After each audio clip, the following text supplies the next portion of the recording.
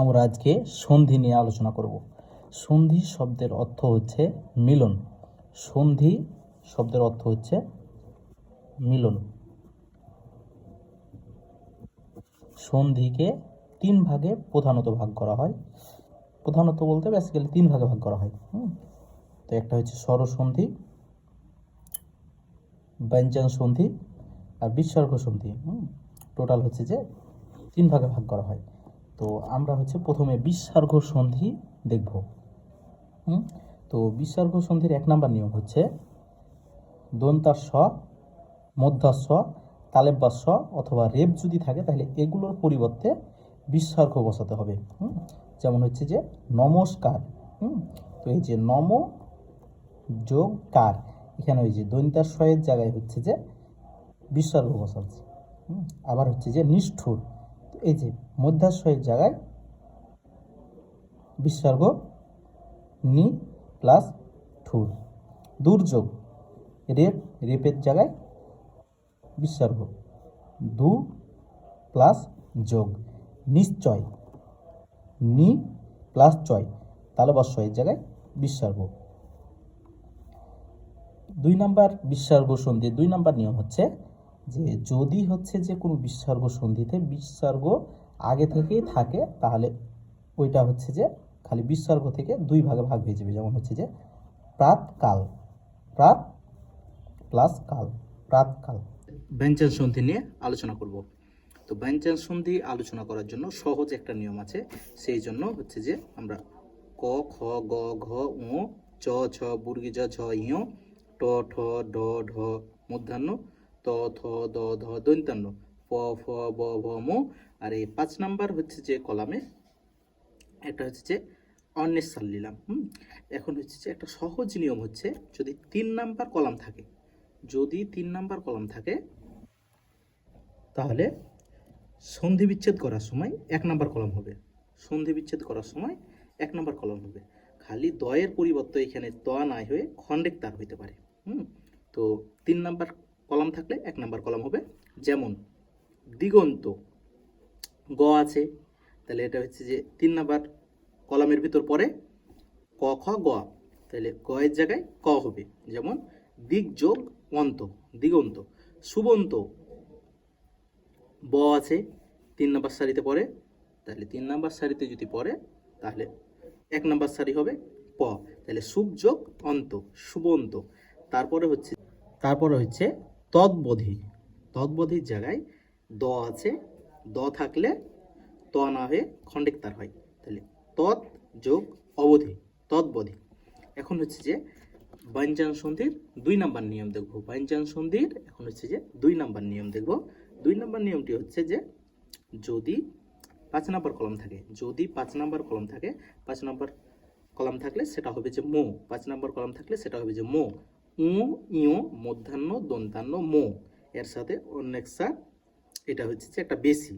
এই 6টা যদি বর্ণ থাকে তাহলে এইটা সমান হচ্ছে যে মো হবে, ওই যে এখানে দেওয়া আছে। 5 নাম্বার কলাম থাকলে মো হবে। যেমন হচ্ছে যে শঙ্কা, তাহলে ইউ আছে, তাহলে ইউ থাকলে ওটা কি হয়ে যাবে, মো হয়ে যাবে। সম যোগ কা, শঙ্কা। তারপর হচ্ছে কিন্নর, তাহলে দৈন্তান্ন আছে, দৈন্তান্ন থাকলে ওটা কি হবে, মো হয়ে যাবে, তাহলে কিম যোগ নর, কিম নর। তারপর হচ্ছে যে সংবাদ, তাহলে অন্যের সাথে থাকলে ওইটা কি হয়, 5 নাম্বার কলামের ভিতর পড়ছে মানে মো হইবে, সমযোগ বাদ, সমবাদ। আমরা সাধারণত এটা 18তম শিক্ষক নিবন্ধনের জন্য সন্ধি বিচ্ছেদ করছি।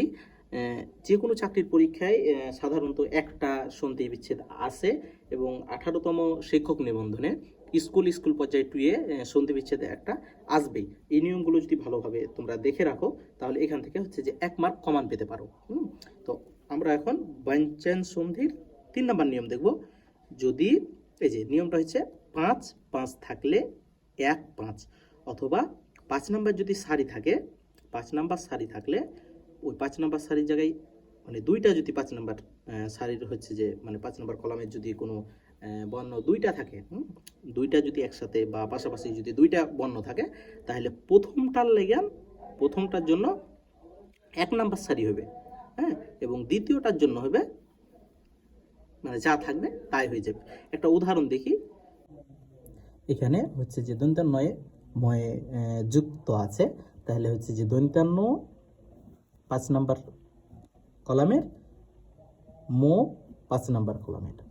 তাহলে দুইটা যদি 5 নাম্বার কলামের বর্ণ পাশাপাশি বা যুক্ত হয়ে থাকে, তাহলে প্রথম বর্ণের জন্য 1 নাম্বার, তাহলে দন্তান্ন ত থ দ ধ দন্তান্ন, তাহলে দন্তান্নর সারি হচ্ছে ত 1 নাম্বারে। তো ত না বসে কি বসে? খন্ডেক্তার বসে, আমরা জানি, আগে দেখেছি। আর হচ্ছে যে মো আছে, মো বসে যাবে, তাহলে তৎ যোগ মধ্য, তৎমধ্য। এখন হচ্ছে যে 4 নাম্বার আমরা নিয়ম দেখি। 4 নাম্বার নিয়ম হচ্ছে যে ডয় ডয় যুক্ত, চয় চয় যুক্ত, ডয় ডয় যুক্ত আর বুর্গি চয় যুক্ত বর্ণ হলে এইগুলো যদি থাকে, তাহলে হচ্ছে যে দ অথবা কি হয়? খন্ডেক্তার হয়। তো আমরা উদাহরণ দেখি, অথবা লয় লয় যদি যুক্ত থাকে। এই হচ্ছে যে 5টা বর্ণ যদি যুক্ত বর্ণ হয়ে থাকে, তাহলে হচ্ছে যে খন্ডেক্তার অথবা দ হয়। দেখি, এই যে সঞ্চিতা, তাহলে চয় চয় যুক্ত আছে, তাহলে কি হবে? খন্ডেক্তার, সৎ যোগ চিন্তা, সৎজন, সৎ যোগ জন। তাহলে 4 নম্বর নিয়মটা বোঝা গেল। এখন চয় চয় যুক্ত বর্ণ থাকলে দ দেখলাম। যদি চয়ে ছয়ে যুক্ত বর্ণ থাকে, যদি চয়ে ছয়ে যুক্ত বর্ণ থাকে, এই যে চয়ে ছয়ে যুক্ত বর্ণ থাকলে এটা হচ্ছে 3টা নিয়ম হয়। তো আমরা বেসিক্যালি এখানে 2টা নিয়ম দেখলেই হবে। চয়ে ছয়ে যুক্ত বর্ণর 1 নাম্বার হচ্ছে যে 1 নাম্বার নিয়ম হচ্ছে চটা বাদ হয়ে যাবে। এই যে পরিচ্ছেদ, পরি যোগ ছেদ, তাহলে এই যে এখানে হচ্ছে যে পরি, এই যে পরি, এখানে পরি বসলো, তাহলে চ যদি বাদ হয়ে যায় তাহলে কি হবে? ছেদ, 6 একা দ, ছেদ। হ্যাঁ, এখন 2 নম্বর নিয়ম হচ্ছে যে চয়ের পরিবর্তে দ অথবা খন্ডিকতার বসে, এই যে উচ্ছেদ, তাহলে উদ যোগ ছেদ। এই 2টা নিয়ম। ব্যঞ্জন সন্ধির লাস্ট একটা নিয়ম দেখব, দয়ে ধয়ে যুক্ত যদি থাকে তাহলে হচ্ছে যে হ হবে। হ্যাঁ, যেমন হচ্ছে যে দয়ে যুক্ত, দয়ে ধয়ে যুক্ত আকার র, উদ্ধার। তাহলে উদ্ধার, এটাকে ভাঙলে হচ্ছে যে এই যে দ আছে, দ কি 3 নাম্বার সারি, 3 নাম্বার কলাম, 3 নাম্বার কলামের যদি কোনো বর্ণ থাকে, তাহলে ওইটা হচ্ছে যে সন্ধি বিচ্ছেদ করার সময় কত নাম্বার হয়? 1 নাম্বার কলামের বর্ণ হয়ে যায়। এই যে দ আছে, তাহলে খন্ডেক্তার হবে, আমরা জানি। তাহলে উদ, আর এই যে দয়ে ধয়ে যুক্তর কারণে এটা হচ্ছে যে হ হবে, উদ যোগ হার, উদ্ধার। আমরা এখন হচ্ছে যে স্বরসন্ধি দেখব। বিসর্গ সন্ধি ও ব্যঞ্জন সন্ধি হলো, এখন হচ্ছে যে স্বরসন্ধি দেখব। স্বরসন্ধি দেখার আগে একটা কথা বলি যে এটা যে শুধু চাকরির পরীক্ষার জন্য তা নয়। 9, 10 ইন্টার যে কেউ যদি হচ্ছে যে এই ক্লাসগুলো দেখে, তাহলে হচ্ছে যে তাদের উপকার আসবে। বলতে এত সুন্দর করে হচ্ছে যে অন্য কোথাও সন্ধির ক্লাস পাওয়া যাবে না। তো আমরা হচ্ছে যে স্বরসন্ধির এখন হচ্ছে যে কিছু নিয়ম দেখি। স্বরসন্ধিতে যদি একার থাকে, তাহলে ওটা হচ্ছে যে অন্তস্থ আওয়া হয়ে যায়। একার থাকলে কি হয়? অন্তস্থ আওয়া হয়। আর যদি ওকার থাকে, তাহলে হচ্ছে যে ওখানে ব হয়, অথবা হচ্ছে যে ব থাকলে ওকার হয়। এখন উদাহরণ দেখলে বোঝা যাবে। নয়ন, তাহলে অন্তস্থ আওয়া আছে, অন্তস্থ আওয়া যদি থাকে তাহলে কি হয়? একার হয়। তাহলে নিয়োগ উন, নয়ন। নায়ক, তো নয়ন আর নায়ক বেসিক্যালি একই জিনিস। যদি এখানে হচ্ছে যে আকার থাকে, তাহলে ওটা হচ্ছে যে ঐকার হবে, আর যদি আকার না থাকে তাহলে একার হবে। তাহলে এই যে অন্তস্থ আছে মানে কি হবে? একার হবে। তো একার না হয় এটা ঐকার হলো, কারণ হচ্ছে যে এই যে দন্ত্য নয়ের পরে আকার আছে, আকার থাকলে ঐকার হয়। এই দুটো হচ্ছে একই নাম, খালি একটু তফাৎ। আকার থাকলে ঐকার হবে, আকার না থাকলে একার হবে। তাহলে নায়ক, নয় যোগ অক, নায়ক। ব থাকলে কি হয়? ওকার হয়। তাহলে গবাদি, তাহলে গোযোগ আদি, গবাদি। নাবিক, নোযোগ ইক, ওই যে একই নিয়ম। ব থাকলে কি হবে? ওকার হবে। কিন্তু এই যে বয়ের আগে আকার আছে, তাহলে কি হবে?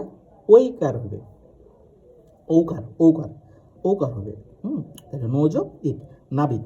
এখন হচ্ছে যে স্বরসন্ধির আমরা 2 নাম্বার নিয়ম দেখবো। স্বরসন্ধির 2 নাম্বার নিয়ম, স্বরসন্ধির 2 নাম্বার নিয়ম হচ্ছে যে বফালা যদি থাকে, তাহলে ওখানে হচ্ছে যে রস্যকার হবে। বফালা থাকলে রস্যকার হবে। যেমন উদাহরণ দেখি, স্বাগত, তাহলে বফালা আছে, কি হবে? রস্যকার, সুযোগ আগত, স্বাগত। মরুদ্যান, মরুযোগ উদ্যান, মরুদ্যান। তাহলে বফালা থাকলে, বফালা বা দীর্ঘকার থাকলে সেখানে হচ্ছে যে হ্রস্বকার হয়। এখন হচ্ছে যে স্বরসন্ধির 3 নাম্বার নিয়ম দেখি।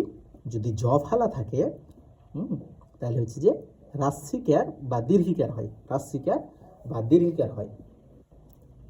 ইত্যাদি, ইতি যোগ আদি, এই যে জফালা আছে, জফালা থাকলে কি হয়? হ্রাস্যিকার বা দীর্ঘিকার হয়। ইতি যোগ আদি, ইত্যাদি। প্রত্যুষ, প্রতি যোগ উষ, প্রত্যুষ। হ্যাঁ, তো প্রত্যুষ হচ্ছে যে এই যে এখানে হচ্ছে যে জফালা আছে, এই কারণে প্রতিযোগ উষ হয়েছে, হ্রাস্যিকার বা দীর্ঘিকার হয়। একটা হচ্ছে যে গুরুত্বপূর্ণ পয়েন্ট, অব্যয় পদের কোনো সন্ধি হয় না।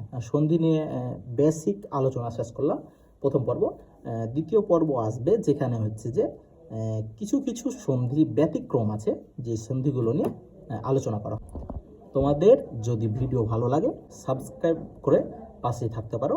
আর যদি হচ্ছে যে পরের ভিডিওগুলো পেতে চাও তাহলে হচ্ছে যে বেল বাটনটি ক্লিক করে রাখো, তাহলে তোমাদের ফোনে নোটিফিকেশান যাবে।